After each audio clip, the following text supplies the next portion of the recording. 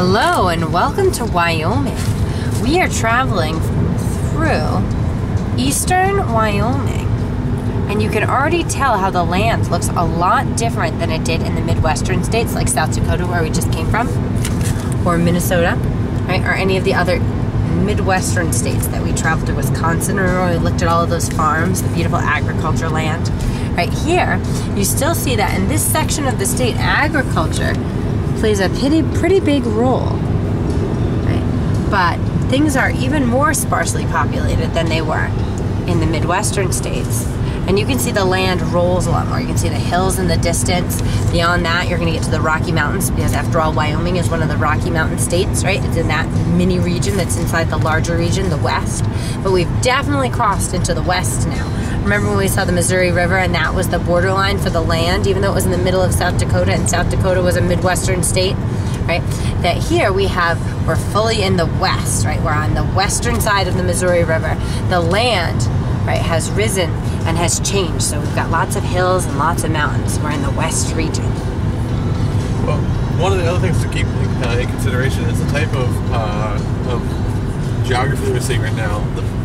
It's referred to as the steppe. The steppes are prevalent in this area of North America, also in Central Asia, and in Africa, where the steppes are sometimes known as the savanna. They're characterized by rolling hills and grasslands, which are great for nomadic tribesmen, horseback hunters, and it's given rise to a lot of the great civilizations in the world. You know, people like the Huns and the Mongols and the Sioux were all great warrior nations because they would travel across the steppe quickly on horseback.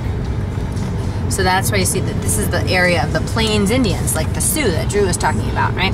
The Lakota, they're a group within the bigger group, the Sioux, right, of Native Americans, and they lived on this land very effectively as horseback riding hunters, right?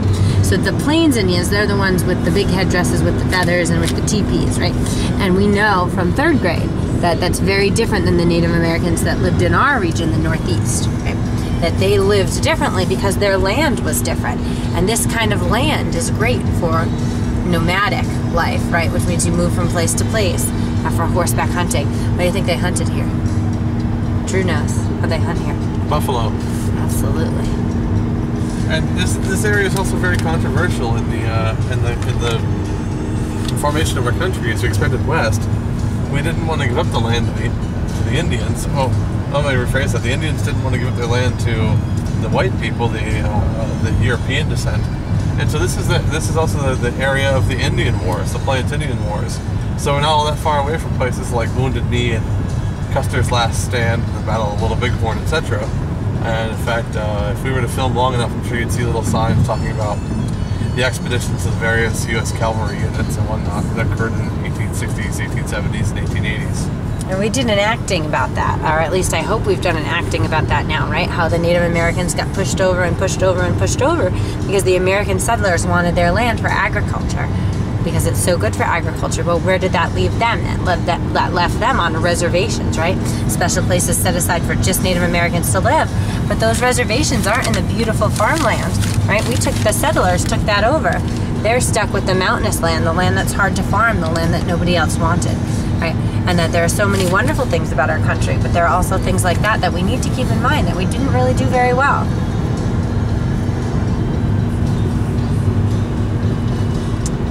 But I hope you enjoyed this little peek into the western landscape here in Wyoming, one of the Rocky Mountain states, and we will report back when we get closer into the Rocky Mountains. We're going to cross the Continental Divide either today or tomorrow, and that'll be pretty exciting.